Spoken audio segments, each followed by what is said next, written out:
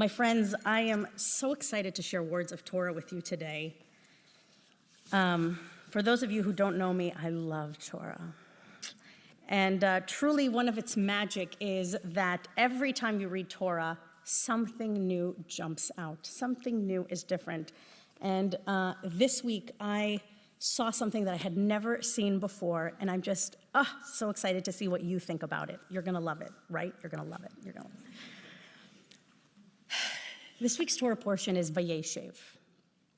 And the word, first of all, Vayeshev, means to sit or to settle, to dwell. And of course, because it's Torah, there is none of those things happening. There is no sitting, there is no dwelling, there is no relaxing. Jacob's family is in quite a mess. And our forefathers and our foremothers often make some interesting choices. And that's what makes our Torah so relatable. They're flawed individuals. And instead of calm that we are thinking we're going to find in Vayeshev, the story is actually filled with so much tension among Jacob's 12 sons and their daughter Dinah. And at the center of that tension is Joseph. If you haven't seen the musical, yes? Jacob and Sons. It's a good musical. Joseph is Jacob's beloved son. And he is gifted with the ability to understand and interpret dreams. And he even dreams about his own future as a leader and the destiny of his family. But his brothers, unfortunately, cannot tolerate what they perceive as his arrogance, even favoritism from their father. And so their resentment grows until it erupts into a shocking act. The brothers seize Joseph and they cast him into a pit. In the Hebrew, in Genesis 37:24, we read, "Vayikchuhu vayishlechu oto habora vehabor rik ve'en bo mayim." His brothers took him and they cast him into a pit. And then the text really emphasizes the pit was empty. There was no water. Okay, if the pit is empty, you don't need to tell us there is no water. But of course, because nothing is superfluous in Torah, there's something there. Now, I do want to pause for just a minute and say something so personal and wonderful. I love this Torah portion. And for some of you know that Cantor Lappin, Rabbi Malbaum, and I started clergy school together back in 2011. And Rabbi Malbaum and I studied this Torah portion together, this particular verse, Borek en Bomaim. And every year that it comes up, we text each other, here it is, Borek en Bomaim. So now you're in on the joke, and I hope you'll start texting us every time Vayeshev comes up. The empty pit, there is no water. So what's going on with the pit? The pit is empty, no water, but our commentators in Midrashim, which are texts to help us understand this Torah portion, say that the pit was dangerous. What does water represent? Goodness, right? Nurturing, growth. That's not in the pit, okay? And some of our commentators even suggest that what was in the pit, snakes and scorpions, things that are meant to terrify Joseph in this moment. And from our vantage point, reading this story, we know how it ends. Joseph eventually rises. He becomes very powerful in Egypt, and he saves eventually his family from famine, and he ultimately forgives his brothers, those who betrayed him. But in that moment, Joseph is in the pit, and he didn't know any of this yet. He thought this was it for him. And that empty pit becomes a very, very powerful metaphor. It's a painful and disorienting moment. Joseph feels abandoned by those who are supposed to love him the most. He goes from being the beloved son to a despised brother. But the pit is not the end of Joseph's story. It's actually his beginning. From there, he is sold into slavery and brought down to Egypt, where he rises into the household of Potiphar. And Potiphar's wife attempts to seduce him. And Joseph actually refuses. However, he is still falsely accused and getting thrown into Pharaoh's prison. Now, it's interesting because what Joseph doesn't realize is that all these things are not happening to him, but for him. And I want to explore the Hebrew. This is what I uncovered this week that I'm so excited about, because the language here, and I've read it a million times, But the language in three of the first verses in chapter 39 not only hint at what's about to unfold, but it reminds us of the incredible possibilities that appear when we have the courage to seize them. ויוסף הורד מצרימה, ויקנהו פוטיפר סריס פרעה, שר הביטחון, איש מצרי מיד הישמעאלים אשר הורדוהו שמה.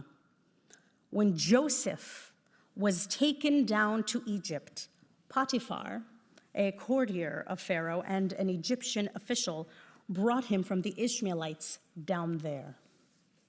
ויהי אדוני את יוסף, ויהי איש מצליח, ויהי בבית אדוניו המצרי.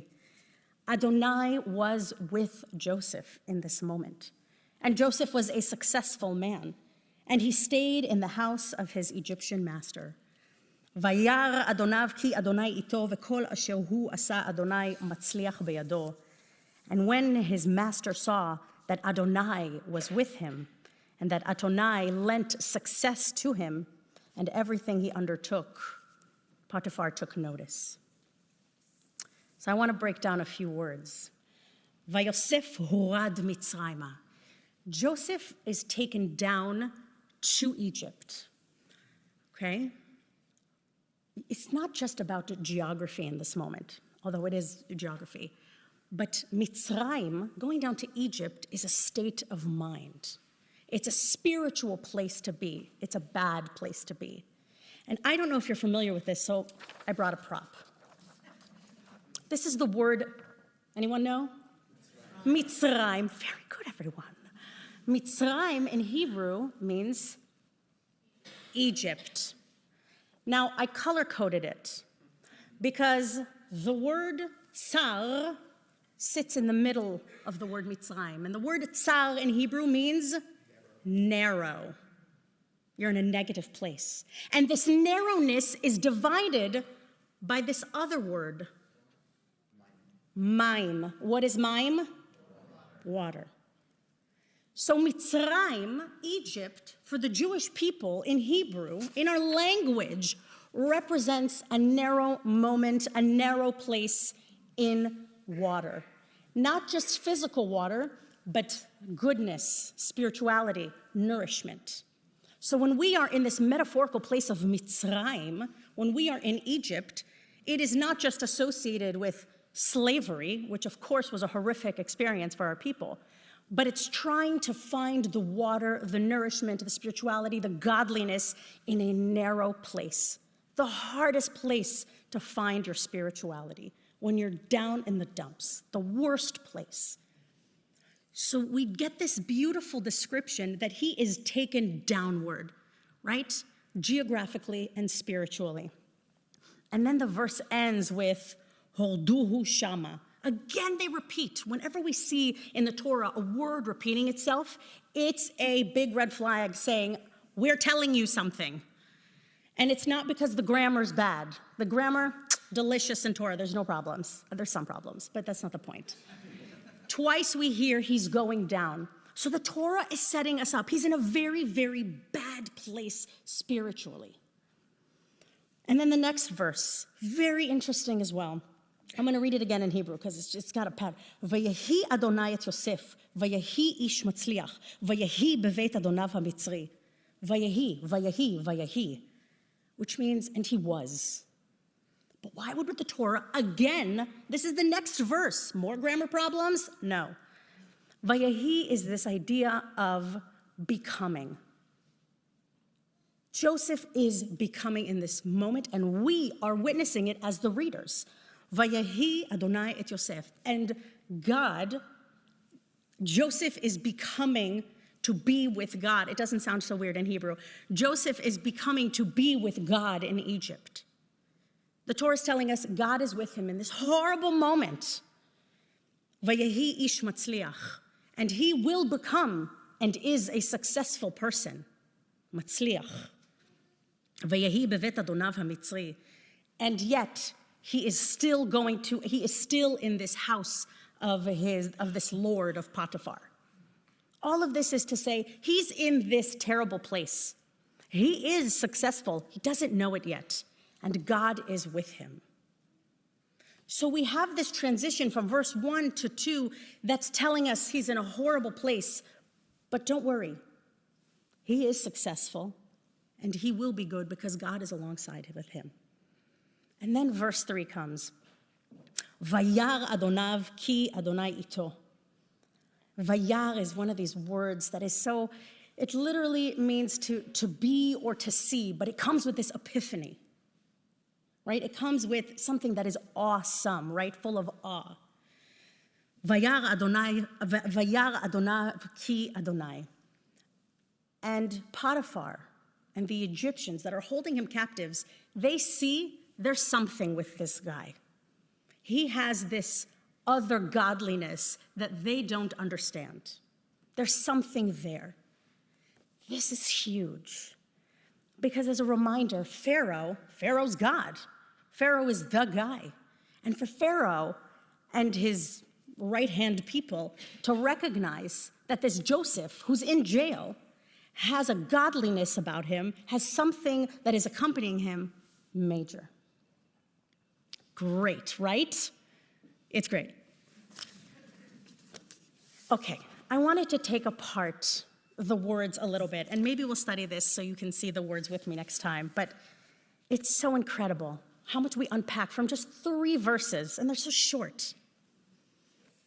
Let's dive a little bit into the narrative and what it actually means. Our 13th century Spanish rabbi, Ramban, also known as Nachmanides, he's a rabbi, a philosopher, a mystic.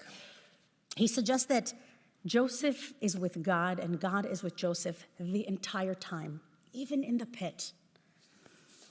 And though the hardship of this moment, and even though he has hardship in this moment, Joseph is starting to recognize that his success is actually coming from God in these difficult moments.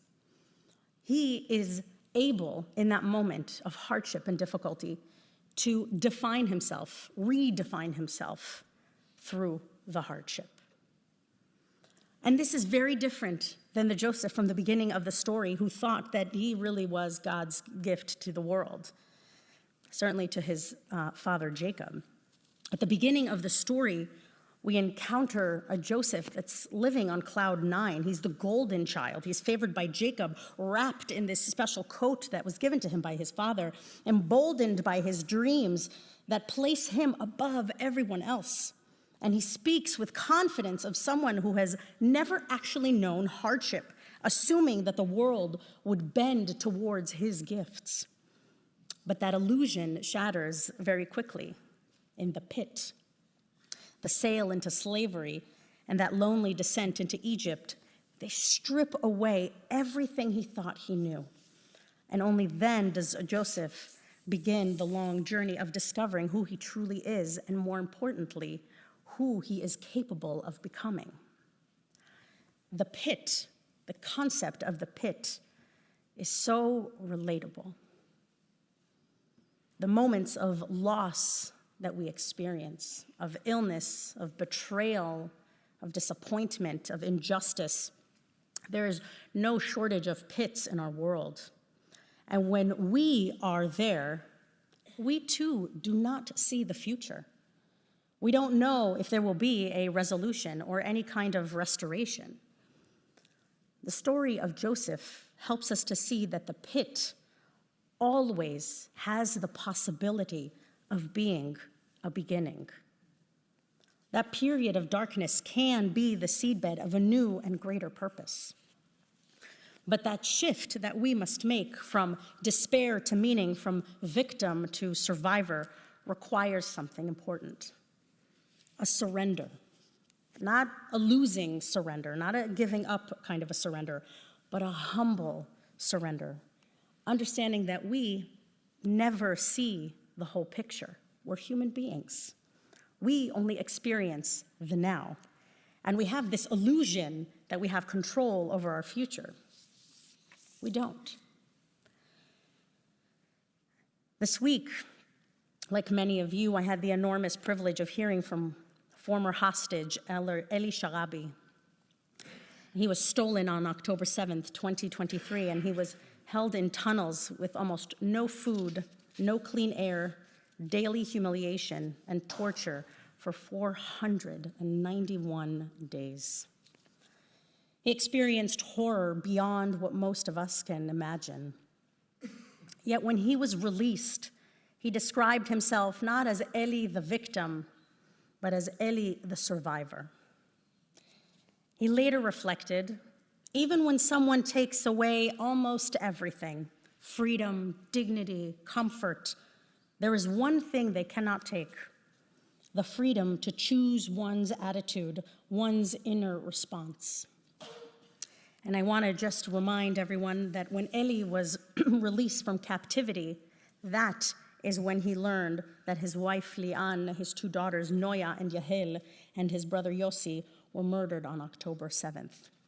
So even his release brought enormous agony. Eli reflects that he was never a religious person, but retained his dignity throughout captivity, even when circumstances offered no reason to hope. And this idea echoes the existential humanistic wisdom of Viktor Frankl, the Austrian neurologist, psychiatrist who survived the Holocaust and whose seminal work of Man's Search for Meaning shaped modern psychology. In the camps, he observed that even when everything external is stripped away, one freedom always remains: the freedom to choose one's inner stance, meaning, and one's purpose. And seen through this lens, the pit is not a punishment. It's not even a detour. It is a place where truth is laid bare. In the pit, Joseph discovers what remains when the coat is gone and when the dreams collapse, although in reality, the dreams actually do end up coming true as he dreamt them. In our own pits, whether it's fear, anger, or stress, we too encounter what cannot be stripped away: our strength and our freedom to choose, our drive for meaning-making. What emerges from those depths is not guaranteed. It is shaped by how we meet the darkness and by the slow, sacred work of allowing time, faith, and even pain to carve us into something truer and stronger. We have in Western society this need to fix, to make pain go away. But hardship doesn't need fixing. It requires surrender and meaning-making. And I want to acknowledge something very important here. This theology is not a prescription for meaning-making on behalf of someone else's suffering. We can never stand before a grieving person of loss, abuse, or illness and say, well, maybe God meant for it to be this way. This is cruel, dismissive, and even a little bit naive. But when we ourselves are walking through a pit or have walked through one, this story, and stories like Sharabi and reflections like Frankl's, can offer a path. Not to erase the pain, but to dwell in it and to have it walk alongside our journey. Not realizing it at the time, the very act the brothers did to prevent Joseph's dreams from coming true was actually the first step in their coming true. And Joseph's life was a surprise in that it was part of a much larger story, one that was revealed to Abraham generations earlier when God told him that his children would suffer slavery in a land that was not their own. In a world where we are used to things moving so quickly, God does not capitulate.